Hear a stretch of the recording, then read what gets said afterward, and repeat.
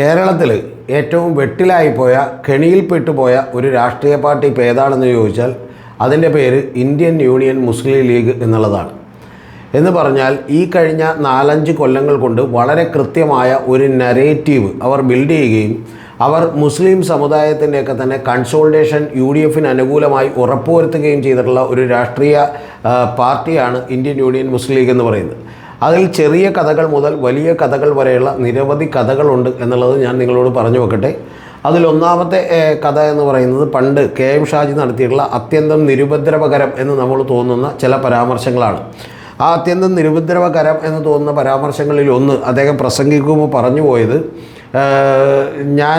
ഞാനും VD സതീശനും ഒക്കെ ഒരുമിച്ച് നിരവധി യാത്രകൾ ചെയ്തിട്ടുണ്ട്. സതീശൻ പ്രിയ സുഹൃത്താണ് എന്ന് അദ്ദേഹം പറഞ്ഞിരുന്നു. എന്ന് പറഞ്ഞാൽ സതീശനെ ഒരു ഐക്കണാക്കി മുന്നിൽ നിർത്തിക്കൊണ്ട് സതീശനോട് മുസ്ലിം സമുദായത്തിൻ്റെ ഐക്യദാർഢ്യം കിട്ടുന്നതിന് വേണ്ടിയിട്ടാണ് ഞങ്ങൾ ഒരേ മുറിയിൽ കിടന്നുറങ്ങിയിട്ടുണ്ട് എന്ന് പറയുന്ന ഒരു തള്ളുകൂടി അദ്ദേഹം പറഞ്ഞു. ഇവർ രണ്ടുപേരും പ്രമുഖരായിട്ടുള്ള നേതാക്കന്മാരാണ്. ഇവരെവിടെയെങ്കിലും പോയാൽ ഒറ്റക്കൊറ്റക്ക് റൂം എടുക്കാൻ കാശില്ലാത്തവരൊന്നുമല്ല.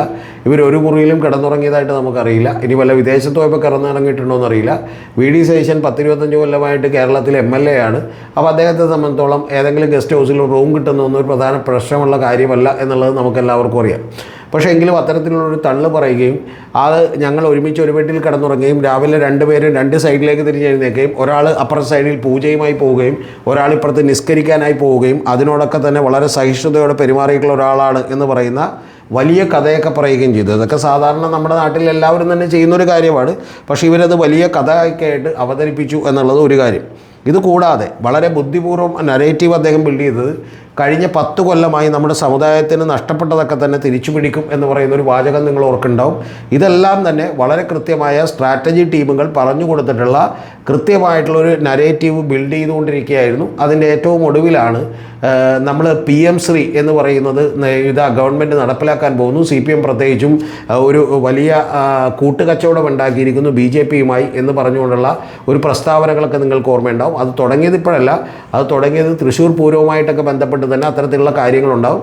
അതിൽ CPMനൊക്കെ തന്നെ തെറ്റുപറ്റിയിട്ടുണ്ട്. കാരണം തൃശ്ശൂർ പൂരം കലക്കിയതല്ല എന്ന് നമുക്ക് വിശ്വസിക്കാൻ കഴിയില്ല. കാരണം അതുമായി ബന്ധപ്പെട്ടിട്ട് സുനിൽ കുമാറിനൊക്കെ തന്നെ ഒരു വിശ്വസിപ്പിക്കാൻ CPMനോ കഴിഞ്ഞിരുന്നില്ല എന്നുള്ളതൊരു യാഥാർത്ഥ്യമാണ്, CPI നേതാവിനെ പോലും. അപ്പോൾ അത്തരം അവസരങ്ങളൊക്കെ തന്നെ മുതലെടുക്കുകയും ദത്താത്രേയ ഹൊസബളയെ MR അജിത് കുമാറൊക്കെ കാണാൻ പോയപ്പോൾ പോലും ഇത്തരത്തിലുള്ള ഒരു നരേറ്റീവ് അവർ ബിൽഡ് ചെയ്യുകയും ഒക്കെ ചെയ്തു. ഞാനടക്കം അതിൽ പെട്ടുപോയിട്ടുള്ള ഒരാളാണ് ആ സമയത്ത്.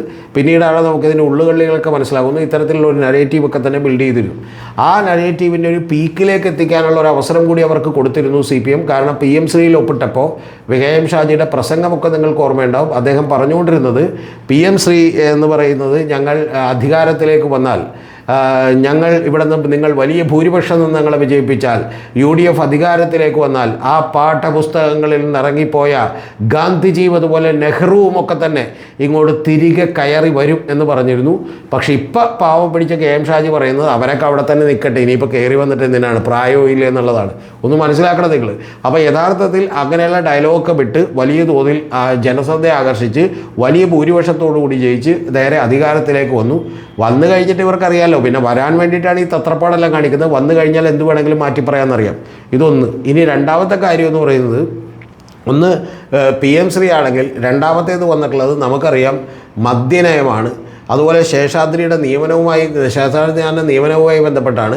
ഇത്തരം കാര്യങ്ങളിലൊന്നും തന്നെ അഭിപ്രായമില്ലാത്ത ഒരു പാർട്ടിയായി മുസ്ലിം ലീഗ് മാറിയിരിക്കുന്നു. മുസ്ലിം ലീഗിൻ്റെ പാണക്കാട് സാദിഖലി ശിഹാബ് തങ്ങൾ തന്നെ പറയുന്ന ഒരു വാചകം എന്താണെന്ന് വെച്ചിട്ടുണ്ടെങ്കിൽ, ഞങ്ങൾക്ക് ഒരു മദ്യവും കുടിക്കരുതെന്നാണ് ഞങ്ങളുടെ നിലപാട്, പക്ഷേ ഗവൺമെൻറ് ഓരോരോ നിലപാടുകൾ എടുക്കുമെന്നാണ്. ഞാൻ യഥാർത്ഥത്തിൽ നമ്മുടെ സുഹൃത്ത് സനീഷ് കൂടെ നിൽക്കുന്ന പെൺകുട്ടിയാണ്, അതിൻ്റെ പേര് ശാലിനി എന്തോ ആണെന്ന് തോന്നുന്നു. അത് മാത്രം അവതരിപ്പിച്ചൊരു ബൈറ്റ് ഞാൻ കണ്ടിരുന്നു. ആ ബൈറ്റ് കണ്ടിട്ട് എനിക്ക് വലിയ രസം തോന്നി. ആ രസം തോന്നിയത് യഥാർത്ഥത്തിൽ പെട്ടിരിക്കുന്നൊരു പാർട്ടി മുസ്ലിം ലീഗാണ്. കാരണം മുസ്ലിം ലീഗിൻ്റെ കുഞ്ഞാലിക്കുട്ടി സാഹിബിന്, ശാലിനി പറഞ്ഞതനുസരിച്ച് കുഞ്ഞാലിക്കുട്ടി സാഹിബിന് ഏറ്റവും നല്ല സുഹൃത്തിൻ്റെ ഒരു അവാർഡ് ഈ വർഷം കൊടുക്കണം എന്നുള്ളതാണ് പറഞ്ഞത്. അത് കറക്റ്റാണ്.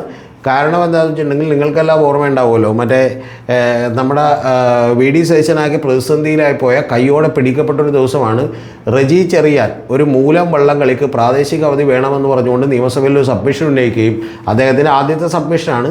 അതിന് ഞങ്ങൾ ആലോചിക്കാമെന്ന് പറഞ്ഞ് എഴുന്നേറ്റ് നിന്ന് മറുപടി പറയുകയും നേരെ ഇരുന്ന് കഴിഞ്ഞപ്പോഴേക്കും അദ്ദേഹം ഒരു കാരണവശാലും കൊടുക്കൂല എന്ന് പറയുകയൊക്കെ ചെയ്തു. അങ്ങനെ ഒരു കാരണവശാലും കൊടുക്കൂല എന്ന് പറഞ്ഞത് പിന്നെ ഒരു രക്ഷാപ്രവർത്തനം നടത്താൻ വേണ്ടിയിട്ട് പാവപ്പെട്ട കുഞ്ഞാലിക്കുട്ടി മാത്രമേ ഉണ്ടായിരുന്നുള്ളൂ. അദ്ദേഹം അദ്ദേഹം വന്നിട്ട് ഒരു വലിയ കള്ളം പറഞ്ഞു.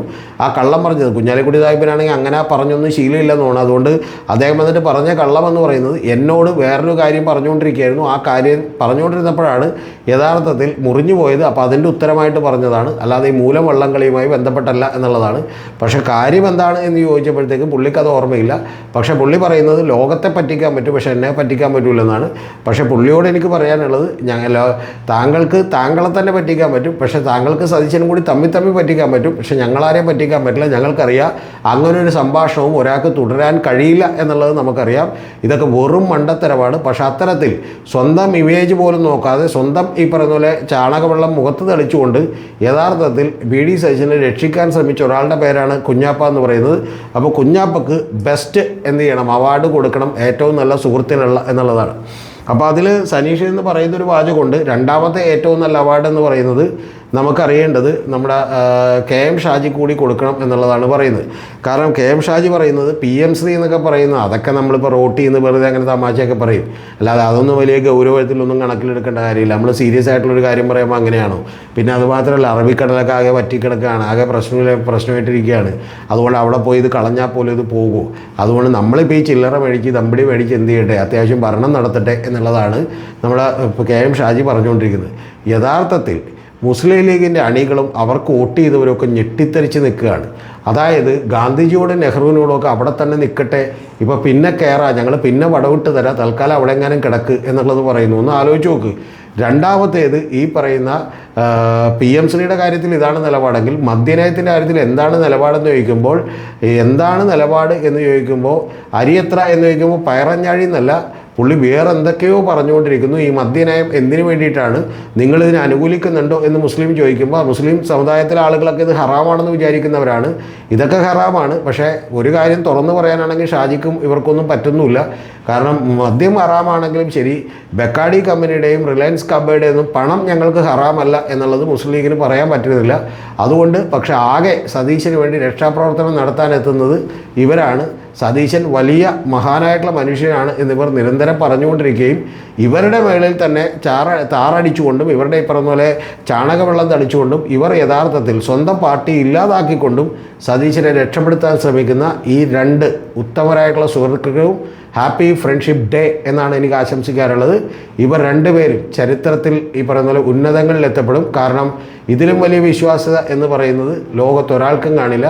പണ്ട് നമുക്ക് ഈ പറയുന്ന പോലെ ഏകലവ്യൻ എന്ന് പറയുന്ന ഒരു ശിഷ്യൻ്റെ കഥ കേട്ടിട്ടുണ്ട്. സ്വന്തം കൈവിരൽ മുറിച്ചാണ് ഗുരുവിന് കൊടുത്തത്. യഥാർത്ഥത്തിൽ ഷാജിയും കുഞ്ഞാപ്പയും സ്വന്തം ചങ്ക് മുറിച്ച് സതീശന് കൊടുത്തുകൊണ്ടിരിക്കുകയാണ്.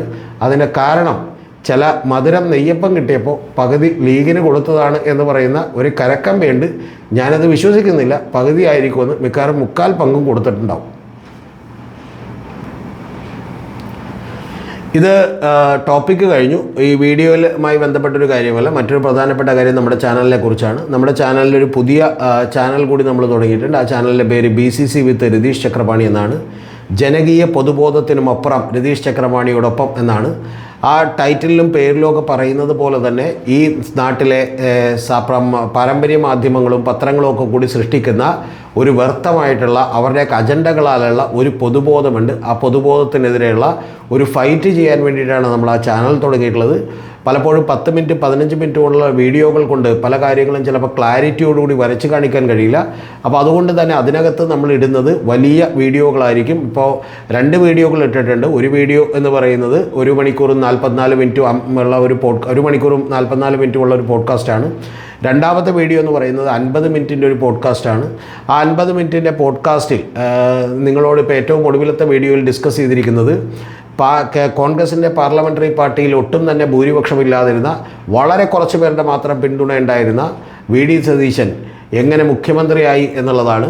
നമുക്കറിയാം ഇവിടെ മാത്രമല്ല കോൺഗ്രസ് പാർട്ടിക്കകത്തും അദ്ദേഹത്തിൻ്റെ പിന്തുണ വളരെ കുറവായിരുന്നു. ഏതാണ്ട് 1-2 DC പ്രസിഡന്റ് മാത്രമാണ് അദ്ദേഹത്തോടൊരു താല്പര്യം കാണിച്ചിട്ടുള്ളത്.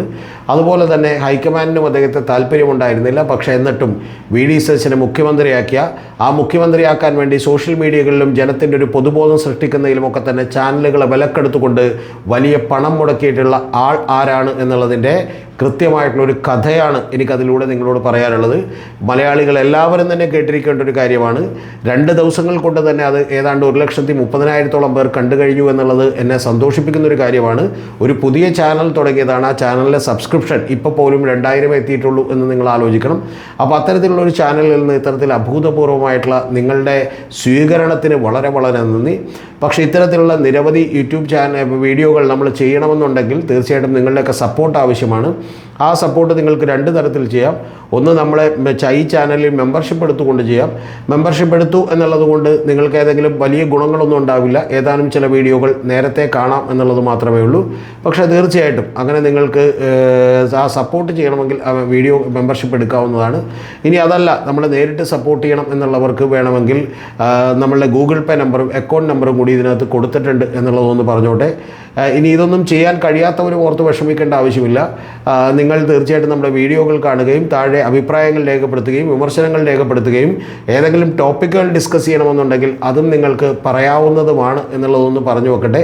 മറ്റൊരു പ്രധാനപ്പെട്ട കാര്യം, നമ്മുടെ ചാനലിൻ്റെ പേര് മറന്നു പോകേണ്ട, BCC വിത്ത് രതീഷ് ചക്രപാണി എന്നാണ്.